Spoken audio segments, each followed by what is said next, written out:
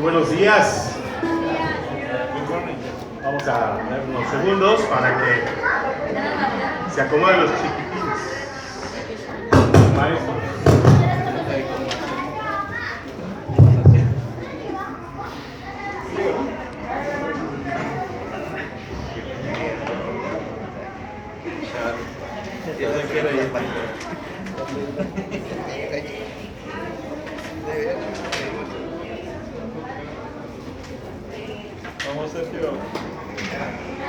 Ya estamos listos para escuchar la palabra, para meditar también en ella y también para escuchar la voz de Dios, ¿no?, a través de su enseñanza. Y bueno, hermanos, quiero reconocer que el día de hoy, no sé tú, pero para mí a la bienvenida solamente le faltó una cosa y fue la despedida. Muchas gracias por la bienvenida. La verdad es que la escritura que has tomado para leernos lo dice todo, ¿no? Lo dice que tenemos un Dios poderosísimo, que ese Dios está preocupado por cuidarnos y que para eso ha enviado a Jesús, ¿no? Viniendo por los montes, por las nubes, como dice la escritura en Nahum. La verdad es que escuchamos un mensaje en unos cuantos segundos y es un mensaje muy poderoso que de verdad que, a pesar de que fue una bienvenida, si somos suficientemente sabios, si somos suficientemente humildes, ese mensaje, si lo tomas, de verdad que puede cambiar tu vida poderosamente. De verdad que la palabra es increíble. Y bueno, eso es a lo que estamos expuestos hoy en día. ¿Sabes? Esta mañana quiero básicamente exponer un conocimiento que viene de un momento en la vida de Jesús y los discípulos. Hoy vamos a ver ese momento a través de 3 evangelios. Y vamos a ir descubriendo diferentes detalles, ¿no?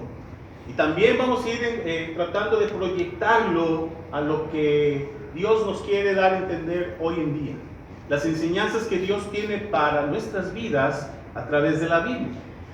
Y bueno, quiero también decirte que hay 2 aspectos que cualquier cristiano que ya tiene un tiempo en la fe debe de entender indudablemente.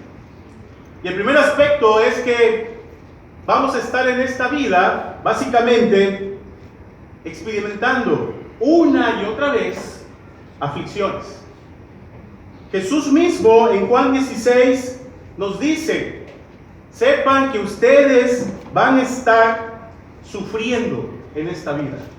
Jesús nos los advierte. Jesús desde hace tiempo sabía que quienes tomaran la decisión de ir tras sus pasos se iban a enfrentar a un sufrimiento tras otro en esta vida. Lo segundo que también cualquier cristiano maduro ya en la fe o que ya tiene más de un año en la fe debe de también entender es lo siguiente: que podemos confiar plenamente en nuestro Salvador Jesucristo en medio de todas las pruebas, en medio de todas las dificultades. Y eso lo podemos confirmar leyendo Filipenses 4. ¿Qué dice Filipenses 4? Dice, no vayas allí para que no nos distraigamos tanto. Dice: no se aflijan por nada, sino preséntenselo todo. ¿A quién? A Dios, en oración.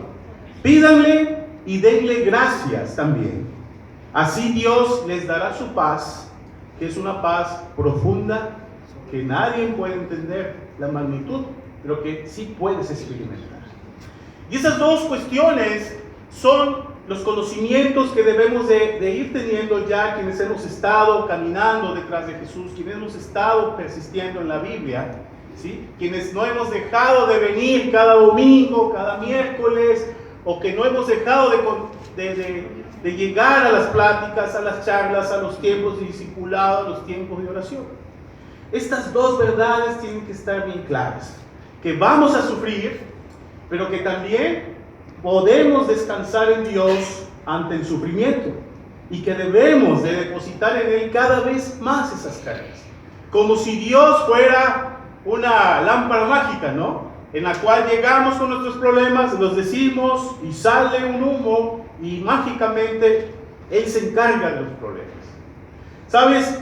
Si has llegado hasta este momento y esto no lo habías visualizado, es tiempo que lo tomes. Porque, pues, finalmente, a eso estamos expuestos de aquí hasta que nos llegue el momento de la muerte. Vamos a pasar por tiempos difíciles, vamos a pasar por tiempos de aflicción. Mentira que estando en la iglesia todo es maravilloso, aunque en realidad puede decir que sí sea maravilloso, contando a un Dios tan amoroso y tan deseoso de encargarse de nuestros problemas. El problema es que no lo entendemos así.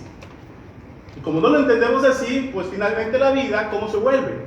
A veces se vuelve difícil. A veces no sabe realmente de qué se trata esto de mantenerse.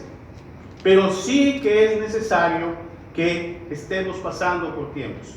Como decía nuestra hermana en la bienvenida, hemos estado ahorita expuestos, ¿no?, a situaciones de otros hermanos, el caso del accidente de los hermanos de Ciudad Juárez.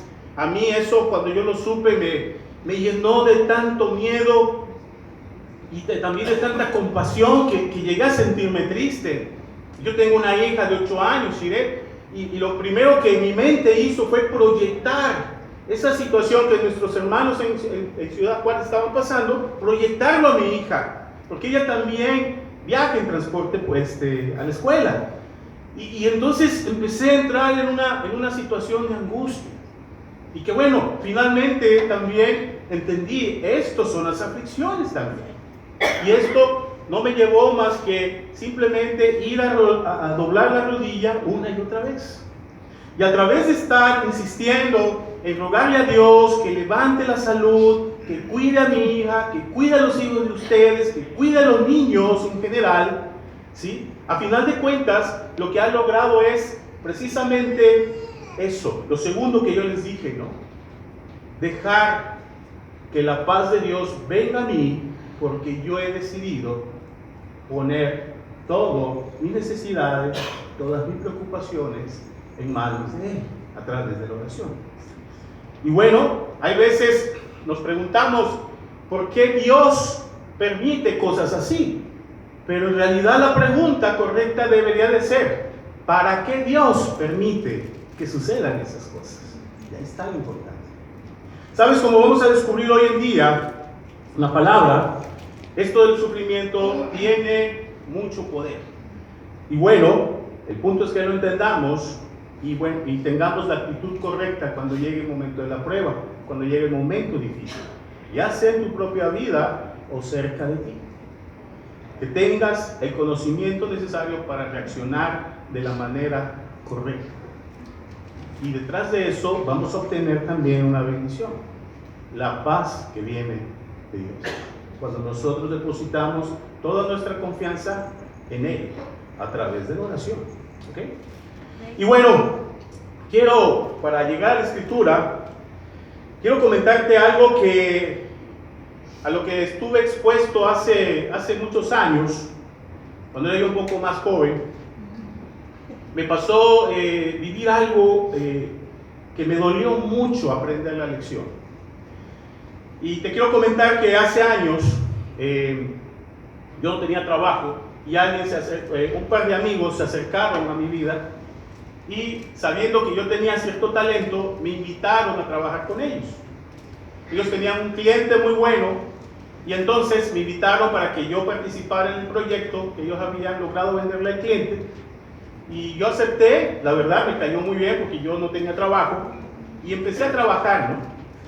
A final de cuentas, yo empecé a desarrollar el trabajo en las oficinas del cliente y mis amigos, aprovechando esto también, pues se dedicaron a buscar otros clientes. Entonces, haz de cuenta que yo me cargué de ese cliente. Y era muy bueno porque pues, yo tenía la oportunidad de desarrollar mi trabajo y iba yo viendo cómo mi trabajo era útil al cliente. Y sabes, llegó un momento donde el cliente me llamó a su oficina, me invitó a un café y me propuso algo. Lo que me propuso fue que le gustaba mucho mi manera de trabajar, le gustaba mi talento y que él deseaba que yo fuera parte de su empresa. Y eso a mí me llenó de mucha alegría, porque reconocía mi trabajo y aparte eso representaba también crecimiento para mí, porque me iba a mejorar el salario. O sea, bueno, yo tenía un salario que ganaba a través de mis amigos, pero ahora yo iba ya a tener un salario y prestaciones también. Y eso me llenó de mucha alegría. Y entonces, en cuanto pude, fui con mis amigos y les fui a dar la noticia, ¿no? Yo ingenuamente fui a darles la noticia de lo que había pasado. Y sabes, conforme yo iba explicándole a mis amigos lo que me había propuesto el cliente, yo empezaba a notar cómo mis amigos, su ceño, ¿no?, empezaba a transformarse, sus ojos se empezaron a cerrar, sus cejas empezaron a tener, ya no tener esta forma, sino la forma así, empezaron a apretar los labios, ¿no? Y entonces uno de ellos me dijo una frase que hasta el día de hoy me corta, ¿no? Y lo que me dijo fue: Sergio, quiere decir que ya no vas a ser parte de nosotros. Quiere decir que te vas a quedar con el cliente que nosotros te presentamos. Quiere decir que a nosotros nos vas a dejar afuera de este negocio. Y sabes, yo entonces me empecé a dar cuenta del ingenuo que yo había sido. Yo ya no podía echar vuelta atrás porque yo ya había aceptado la propuesta del cliente. Entonces uno de ellos me dijo estas palabras: Sergio, ¿sabes? Tú no eres confiable. ¿Sabes? Cuando me dijo esa frase, tú no eres confiable, algo en mi corazón se hizo pedazos, ¿no? Y me di cuenta que había cometido un error, que no había tenido la sabiduría necesaria para enfrentar la invitación de este cliente y privilegiar la lealtad, la unidad, la fidelidad a mis amigos. Y por no tener la sabiduría, cometí una deslealtad, ¿no?, que provocó que mis amigos pensaran finalmente y estuvieran convencidos de esa realidad, que yo no era confiable. ¿Sabes? A lo largo de todos esos años, cada vez que me acuerdo en ellos, o me acuerdo en la situación así, me corta el corazón, la mente me tiembla de saber que alguien pensó de mí que yo no era confiable, que yo no tenía la solidez, que yo no era digno de su confianza más. A estos amigos los he dejado de ver, nunca más los volví a ver, porque después me fui de la ciudad y todo, pero sí que saber algo así te parte el corazón. Y bueno, como dice la canción, no sé tú, ¿no? No sé tú tu historia, pero seguramente tienes una historia donde alguien te falló, donde tú esperabas de esa persona lealtad y finalmente no te la dio. O esperabas discreción porque le confiaste algo, pero a la vuelta de los días ya lo sabía todo el mundo.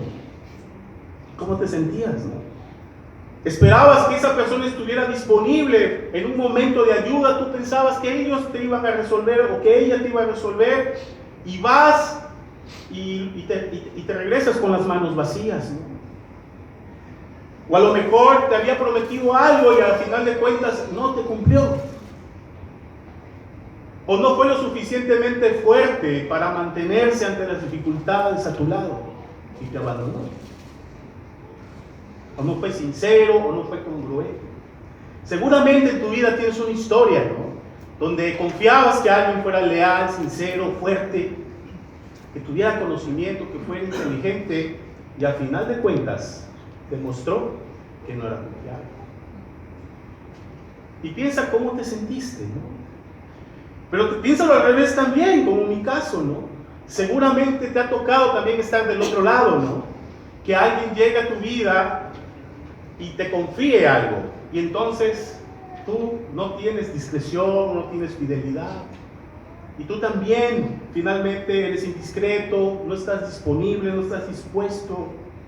Y sabes, a final de cuentas, también les ha tocado a ustedes entender lo que significa que la gente piense que no eres confiable. Y la verdad es que en la vida así nos vamos nos vamos topando. A final de cuentas, ¿cómo terminamos? Pues no confiando, ¿no? Terminamos aislados, terminamos cerrados, porque no hay en quien confiar sinceramente. Y yo he querido compartírselos porque tiene que ver mucho con el tema del día de hoy. Y es que en realidad en la vida sí tenemos a alguien que es realmente confiable.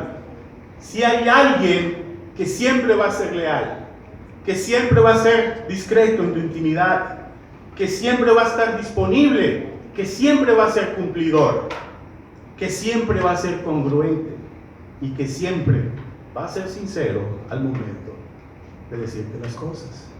Y te estoy hablando de Jesús. Jesús como un Salvador confiable. Jesús como una persona a la cual tú te puedes acercar y puedes vaciarte con Él, con la seguridad que no va a ser persona con falta de confiabilidad, sino siempre va a estar ahí. Jesús mismo, la Biblia lo describe como la roca, ¿no? La roca fiel. Lo define como el león, ¿no? Algo que no se mueve si Él no se quiere, que va a estar ahí firme siempre. Y sabes, de eso se trata también esta clase. Que tú entiendas de una buena vez que Jesús es una persona confiable eternamente. Y que por lo tanto tienes toda la seguridad, toda la garantía que puedes basar tu vida sobre Él. Y para esto vamos a analizar una crónica que está en la Biblia. Vamos a empezar leyendo Juan 6, por favor. Vayan a sus Biblias.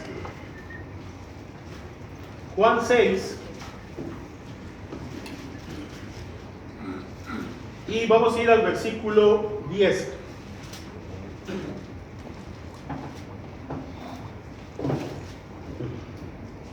¿Estás ahí? 6:10. Vamos a leer lo que dice la palabra. Dice: Jesús respondió: díganles a todos que se sienten. Había mucha hierba en aquel lugar y se sentaron. Eran unos 5,000 hombres. Jesús tomó en sus manos los panes y después de dar gracias a Dios, los repartió entre los que estaban sentados. Hizo lo mismo con los pescados, dándoles todo lo que querían. Cuando ya estuvieron satisfechos, Jesús dijo a sus discípulos: recojan los pedazos sobrantes para que no se desperdicie nada. Ellos los recogieron y llenaron 12 canastas con los pedazos que sobraron de los 5 panes de cebada. La gente, al ver esta señal milagrosa hecha por Jesús, decía: de veras este es el profeta que había de venir al mundo. Pero como Jesús se dio cuenta de que querían llevárselo a la fuerza para hacerlo rey, se retiró otra vez a lo alto del cerro para estar solo. Vamos a brincar, por favor, al Marcos 6:45, un poquito atrás. Marcos 6:45.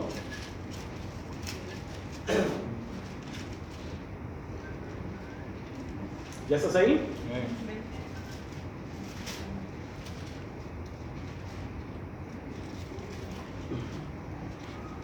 Permítame ahora a mí tantito. Estaba yo en otro libro. 6:45. Más bien desde el 44. Es el mismo relato, pero ahora desde otra perspectiva. Dice: los que comieron de aquellos panes fueron 5,000 hombres. Versículo 45. Después de esto, Jesús hizo que sus discípulos subieran a la barca para que cruzaran el lago antes que él, en dirección a Betsaida, mientras él despedía a la gente. Y cuando lo hubo despedido, se fue a un cerro a orar. Al llegar la noche, la barca ya estaba en medio del lago. Jesús se había quedado solo en tierra. Jesús, que se había quedado solo en tierra, vio que remaban con dificultad porque tenían el viento en contra. A la madrugada fue Jesús hacia ellos caminando sobre el agua, y ya iba a pasar junto a ellos cuando lo vieron andar sobre el agua. pensaron que era un fantasma y gritaron, porque todos lo vieron y se asustaron. Pero enseguida Él les habló, diciéndoles: calma, yo soy, no tengan miedo. Vamos a parar hasta ahí y vamos a analizar un poquito lo que acabamos de descubrir en la palabra. ¿Qué está sucediendo aquí, hermanas? Bueno, lo que está sucediendo es que Jesús está con sus discípulos, ¿sí? Y da la señal de dar de comer, ¿okay?, a las multitudes de manera milagrosa, ¿okay? Los discípulos están con Él, están observando todo, es más, están ayudando en la logística, ¿sí? Son los que traen, son a los que Jesús les dice: denles de comer, y ellos preguntan: ¿y cómo les vamos a dar de comer? Y entonces llega Andrés con un niño que trae unos panes, ¿sí?, y unos pescados. Se lo traen a Jesús. Jesús toma esto, da gracias a Dios, ¿sí?, y de manera milagrosa manda a que empiecen a repartir. Ya me imagino, ¿no? Ha de haber metido los panes en unas canastas y ellos empiezan mirándose cada uno entre ellos: ¿y cómo que les vamos a dar de comer? Son 5,000, Jesús. Y ellos dicen: tú empieza a entregar. Y ellos van, hacen caso, y conforme van entregando se van dando cuenta que los panes no dejan de estar en la canasta, pero siguen saliendo, ¿no?, sin que se acabe. Lo mismo pasa con el pescado. Ellos van, ayudan en la logística, y dice que todos comen hasta la saciedad. Y dicen que después sobra. Entonces, imagínate a los discípulos regresando con Jesús. Ahora, fíjate lo que sucede. Dice que toda la multitud, al darse cuenta que Jesús les había dado de comer hasta quedar satisfechos, dicen que todos ellos empiezan a querer, ¿qué cosa? Llevarse a Jesús. ¿Qué es lo que está pasando aquí? Toda esta gente empezó a ver a Jesús de una manera que Jesús no quería que lo vieran. Toda la multitud quería llevarse a Jesús en ese momento y coronarlo rey. Es decir, querían como darle un golpe de estado al rey en ese entonces. ¿Quién era el rey de ese momento? Herodes. Herodes era el que tenía el poder, era el rey formal. Y la gente quería agarrar, coronarlo rey, quitar a Herodes y sentar a Jesús ahí. Porque ellos veían, ellos pensaban: si tuvo el poder de darnos de comer de manera instantánea y de satisfacernos a todos nosotros, eso es lo que necesita el país, eso es lo que necesita la nación. Y te queremos como rey, te queremos como la autoridad. Pero sabes, ellos no estaban viendo las cosas como Jesús quería que la vieran. Jesús no quería llegar al trono, lo que Jesús quería era llegar ¿a dónde? Al Calvario. Y quería anunciar el reino de Dios. Y quería que la gente creyera eso, se arrepintiera y se voltearan ¿a dónde? Al reino de Dios. Esa era la intención que Jesús quería. Así quería Jesús que todos ellos vieran. Pero cuando Jesús se da cuenta de cómo ellos estaban reaccionando y cómo ellos estaban viendo a Jesús, Jesús, ¿sí?, se da cuenta. Jesús es sabio y Jesús empieza a actuar basado en su conocimiento, basado en su sabiduría. Sabía que ellos no tenían que verlo de esa manera. Ellos querían ver a Jesús como alguien, como un milagrero, querían ver a Jesús como un hombre que da soluciones aquí y ahora, las que ellos quieren aquí y ahora. Pero Jesús no era eso. Jesús quería que ellos entendieran la señal, ¿sí?, para que ellos confirmaran que el libertador ya había sido enviado. El libertador espiritual, el que iba a dar la vida eterna, ya había sido enviado. Y eso era lo que él quería que creyeran. Entonces aquí Jesús lo que hace es, basado en su gran sabiduría, toma medidas inmediatas. ¿Qué es lo primero que hace? Le dice a los discípulos: ¿saben qué? Súbanse. Pero Jesús, ¿no estás viendo la fiesta que se está armando? Mira que te quieren colocar rey. Y Jesús les dice: súbanse a la barca. Si tú lees otras versiones te vas a dar cuenta el sentido imperativo que Él les da a Jesús. No es que les dijo: ok, hermanos, súbanse nada más, ¿no? Y ¿saben qué? Váyanse para tal. No, Jesús les dice: rápido, súbanse a la barca y aléjense de esto. lo que hace es que los manda al otro lado del lago de Galilea. Estuve revisando los lugares que menciona la Escritura en la computadora. Hay un programa que todos conocemos que se llama Google Maps. Tú le pones ahí cualquier parte del mundo y te lleva y te da la fotografía aérea. Y entonces lo que hice fue irme al lago de Galilea e investigar dónde estaban los pueblos. Y donde más o menos describe esta escritura que sucedió. Es increíble porque existe el lugar y tú puedes ver las fotografías. Puedes ver que el lago de Galilea es así y ellos estaban en la parte sur. Y Jesús les dice: súbanse y váyanse al otro lado. Es decir, que tenían que cruzar el lago. Ese lago, saqué la medida, ¿y sabes cuánto mide? 20 kilómetros de ancho. Eso es lo que mide el lago. Entonces dice que Jesús, que ya al caer la noche, los manda a que atraviesen hasta el otro lugar. O sea, tenían que ir remando 20 kilómetros. Y Jesús también les da una instrucción extraña: yo los alcanzo allá. Después dice que Jesús se queda y empieza a despedir a la gente. Y aquí tenemos que entender un primer punto. Jesús es digno de confianza y es confiable porque Jesús tiene la sabiduría necesaria. Mira lo que dice la Escritura acerca de la sabiduría de Dios. Vamos por favor a Juan 25, Evangelio de Juan, el último versículo de Juan.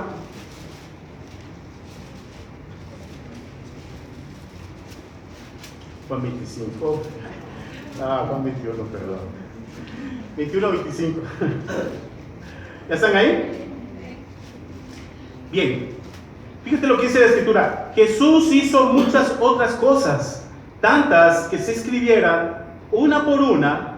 Creo que en todo el mundo no cabrían los libros que podría escribirse. Aquí el apóstol Juan reconoce que la experiencia que Jesús tenía era enorme. Y él saca una medida, dice que si se escribiera, no cabrían en el mundo los libros. Los libros, no podrías acomodar en el mundo los libros conteniendo todas las cosas que Jesús hizo. Una persona que tiene esa capacidad de hacer y de crear tan universal, ¿sí? Obviamente tiene que ser una persona sabia, ¿no? Tiene que ser una persona que sabe cómo trabajan las cosas, que sabe cómo trabajan las leyes físicas, que sabe cómo trabaja la mente humana, que sabe cómo es el universo. ¿Me explico? Todo ese conocimiento, dice aquí el apóstol Juan, Jesús lo tenía. Jesús es un hombre, o era un hombre en ese momento, encarnando a Dios, que tenía todo el conocimiento. ¿Sabes? Podemos confiar en Jesús porque Él tiene toda la sabiduría.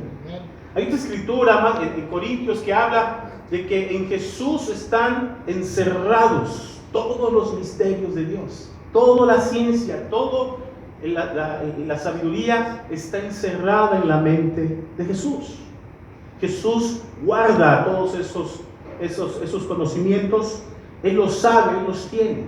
Por lo tanto, pues podemos confiar en Jesús porque Él tiene todo el conocimiento. Y sabes, a lo mejor tú hoy estás llegando aquí un poco afligido, un poco preocupado, porque no ves muy bien para dónde vas estando en la iglesia. Pero te quiero decir algo: Jesús sí sabe a dónde vas. Jesús sí sabe a dónde quiere llevarte. Entonces, empieza por favor tranquilizándote, ¿no? Porque ese Jesús por el cual tú estás aquí lo sabe todo. Sabe de dónde vienes, sabe a dónde estás y sabe a dónde te quiere llevar. ¿Sabes? Podemos confiar en Jesús porque Él tiene ese conocimiento, ¿ok? Pero bueno, el relato también nos habla de otra cualidad que Jesús tiene y que nos puede llevar precisamente a que lo tomemos a Él con toda la confianza, porque Él es confiable. Y es que Jesús vela por los suyos. Jesús no solamente sabe, tiene todo el conocimiento, es poseedor de toda la sabiduría, sino también tiene un compromiso íntimo con cada uno de los suyos. Jesús vela por los suyos y eso lo hace también un ser totalmente confiable. Y para entender esto, basta con que echemos un ojo a lo que ahorita estuvimos leyendo. Dice Jesús, dice la Escritura, que en la madrugada, ¿no? Dice que los discípulos hicieron caso, se subieron a la barca y empezaron a cruzar, ¿no? La laguna. En una parte, en otra versión de la Biblia, dice que habían avanzado como de 25 a 30 estadios. No son estadios de fútbol, sino el estadio era en aquel entonces una unidad de medida que aproximadamente son 200 metros. ¿Ok? Si dice la Escritura que llevaban de 25 a 30 estadios avanzados, quiere decir que habían avanzado como ¿cuánto? Unos 5 kilómetros. Pero la medida que yo tomé del lago de Galilea tiene ¿cuánto? 20. Entonces dice que pues estaban como ni a la mitad, pero pues ya habían avanzado, ¿no? Pero también dice la Escritura que había viento, ¿no? Había mucho viento. También nos dice la Escritura que estaba embravecido el mar. En otra versión dice que había mucho viento y además iban contra corriente, ¿no? Y también da un dato muy interesante. Aquí no lo pudimos leer en la Escritura, pero hay un dato que dice que a partir de la cuarta vigilia, ¿sí? Dice que entonces Jesús los ve. ¿Qué es esto de la cuarta vigilia? La cuarta vigilia, básicamente la noche, desde las 7, 8 de la noche, comenzaban las vigilias. Había 4. O sea, comenzaban con lo que era el anochecer y terminaban con lo que era el amanecer. La cuarta vigilia corresponde de 3 de la mañana a 6 de la mañana. Dice la Escritura, si tú la puedes leer en Reina Valera, que en la cuarta vigilia dice que Jesús, ¿qué cosa? Los vio. Y vio que estaban afligidos y que estaban luchando. ¿Ok? Y dice que hasta entonces Jesús fue hacia ellos. Aquí es interesante que nosotros notemos dos cosas, ¿no? Número 1, dice que Jesús los vio. Yo te quiero hacer una pregunta. Imagínate, en ese entonces no había luz eléctrica, ¿no? A lo mucho en la noche la luz que se podía ver, ¿cuál era? La luz de las lámparas, ¿no? Y bueno, aquí estábamos en campo abierto. Dice que Jesús se quedó en la tierra y que ya llevaban como 5 o 6 kilómetros metidos en el mar. Dice que había viento, ¿no? Si había viento, entonces debe de ser que la visibilidad no era tan clara. Pues dice que Jesús, estando en tierra, los observó, los miró. Entonces aquí tenemos que ver otro detalle acerca de Jesús, ¿no?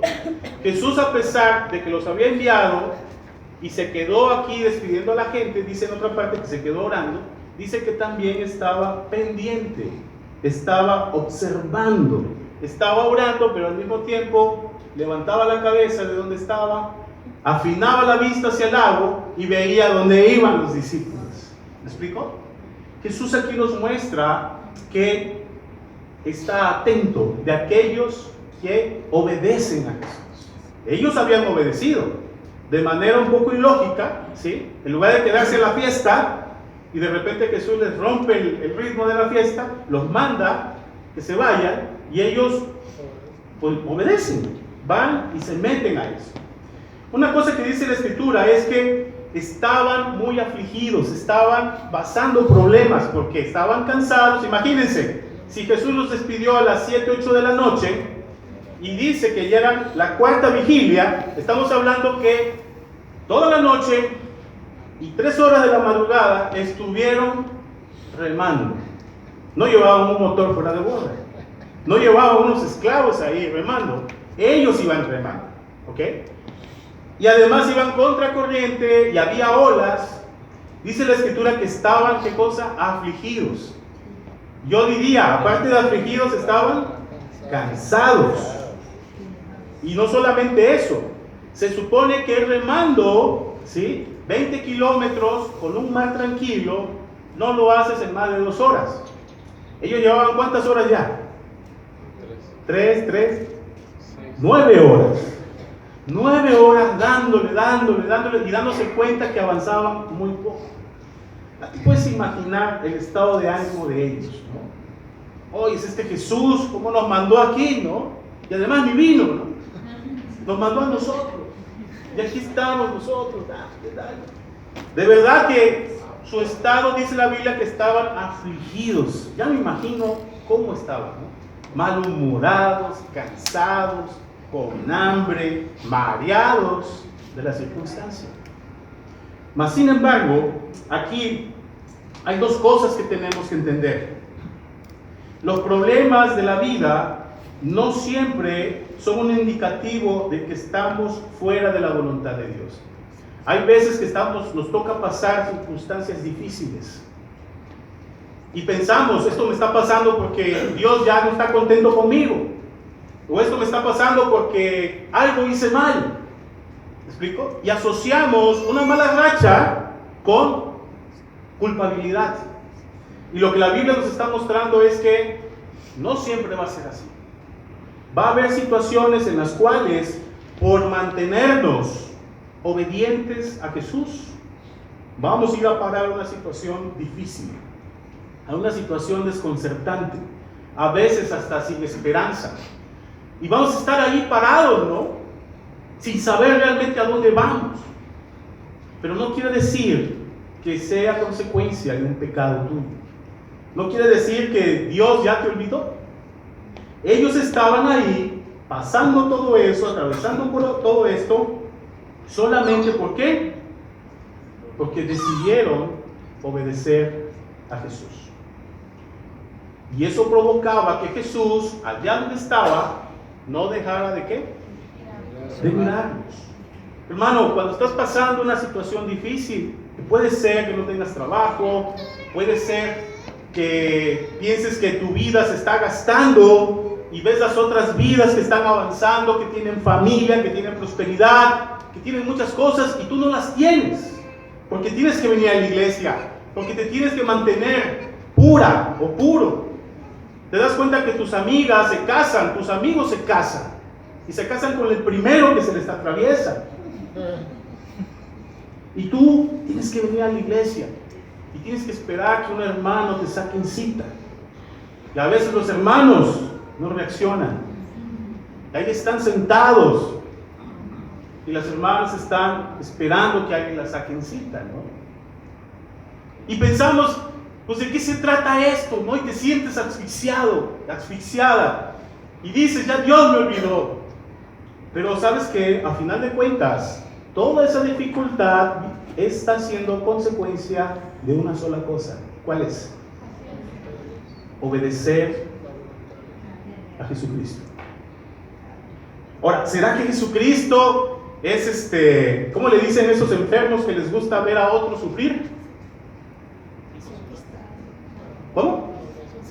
Masoquista, ¿no? ¿Será que Jesús es masoquista? ¿Que le gusta ver sufrir a sus discípulos? Pues no. Podríamos pensar según lo que estamos viendo aquí. Pero lo que estamos viendo es que Jesús, a pesar de que estás obedeciendo, Jesús allá donde está haciendo lo suyo, está haciendo que todo el universo funcione y de repente te está clavando la mirada, te está vigilando. ¿Me explico? Está velando por ti. Jesús, recuerda, tiene toda la sabiduría. Jesús sabe a dónde te quiere llevar. Jesús sabe la forma que te quiere dar. Pero también sabe Jesús que tú necesitas ser librado de algo.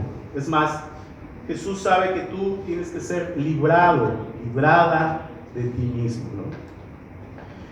Lo segundo que tenemos que entender aquí es que bueno, ya te lo dije, ¿no? El Señor vela por cada uno de nosotros.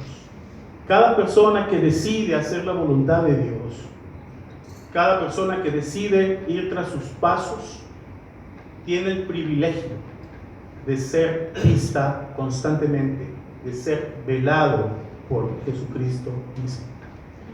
Dice Jesús en el Evangelio de Juan que Él es el pastor, ¿no? Y que las ovejas lo reconocen y que las ovejas lo obedecen. Pero hay una parte que a mí me impacta mucho, dice, y yo cuido, ¿de qué? De mis ovejas. El punto aquí, hermano, hermana, es, ¿eres una oveja que está dentro del redil de Jesucristo o eres una oveja que se saltó del redil y anda allá, en el predio del vecino? Y ya sabemos quién es el vecino, ¿no? ¿Sabes? Jesús cuida sus ovejas. Jesús sabe que pueden estar pasando cuestiones difíciles por la vida, pero eso no quiere decir que Él está pendiente de ellas. Y eso nos lleva al siguiente punto, ¿no? Jesús nunca llega tarde. Es confiable, recuerda. Jesús siempre llega en el momento justo. Para Jesús el momento justo de los discípulos era en la cuarta vigilia. Era después de 9 horas de estar ahí, solos sin Jesús, lejos de Jesús. Jesús sabía que ese era el momento. Y es entonces que Él dice que emprende el camino. ¿Hacia dónde? Hacia ellos. Se acerca hacia ellos. ¿Me explico? Jesús sabe en qué momento Él tiene que darte la solución de las cosas. Jesús sabe que tú tienes que desarrollar ese aguante, esa paciencia ante las dificultades. Pero también lo que Jesús está haciendo es enseñarte que tienes que librarte de ti mismo, que tienes que aprender a dejar de confiar en ti mismo para llegar a ¿qué? A confiar en Él plenamente. Y esto lo podemos ver claramente con el apóstol Pablo. Mira, vamos a 2 de Corintios 1, por favor. 2 de Corintios 1. Vamos a ver cómo esto, este trabajo que Jesucristo hace con los discípulos a través del sufrimiento, es algo que es necesario. ¿Ya estás ahí? 2 de Corintios 1, del 9 al 10, por favor. Desde el 8. Dice: hermanos, queremos que sepan cuántas dificultades tuvimos en la provincia de Asia. Fue una prueba tan dura que ya no podíamos resistir más. Y hasta perdimos la esperanza de salir con vida. Nos sentíamos como condenados a muerte. Pero esto sirvió. ¿Para qué, hermanos? Enseñarnos ¿a qué? A no confiar en nosotros mismos, sino en Dios, que resucita a los muertos.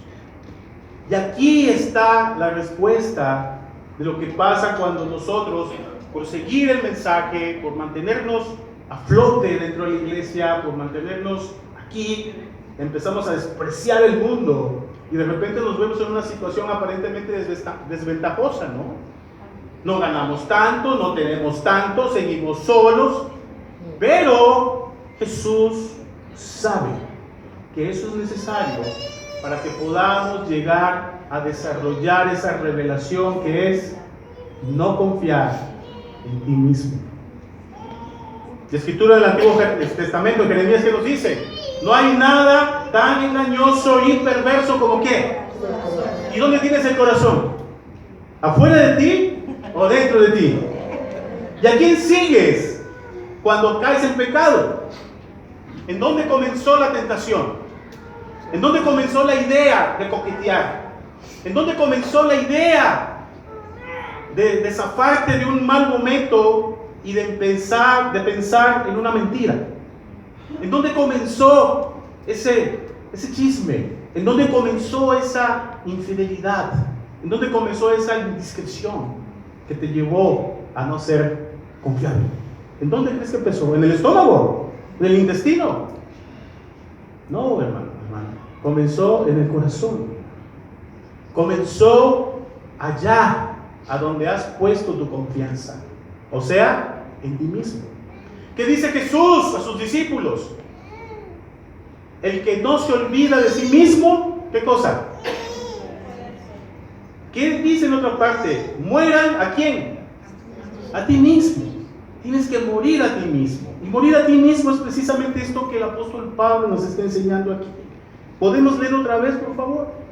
Versículo 9. Nos sentíamos como condenados a muerte, pero esto sirvió para enseñarnos a no confiar en nosotros mismos, sino en Dios que resucita a los muertos. Versículo 10. Y Dios nos libró y nos librará de tan gran peligro de muerte. ¿Y a qué muerto se está refiriendo aquí Pablo? A la muerte espiritual, no la muerte de tu cuerpo. Se está refiriendo a la muerte espiritual. Es más, dice que el hecho de que Dios te libre implica que espiritualmente no vas a morir, sino vas a vivir eternamente. Y sabes, ese es el momento que Jesús está esperando para regresar a tu lado, para abrazarte con sus brazos, para soportarte en su palma. Ese es el momento que Jesús está esperando para darte lo que necesitas. Está esperando el momento de que tú dejes de confiar en ti mismo, en ti misma.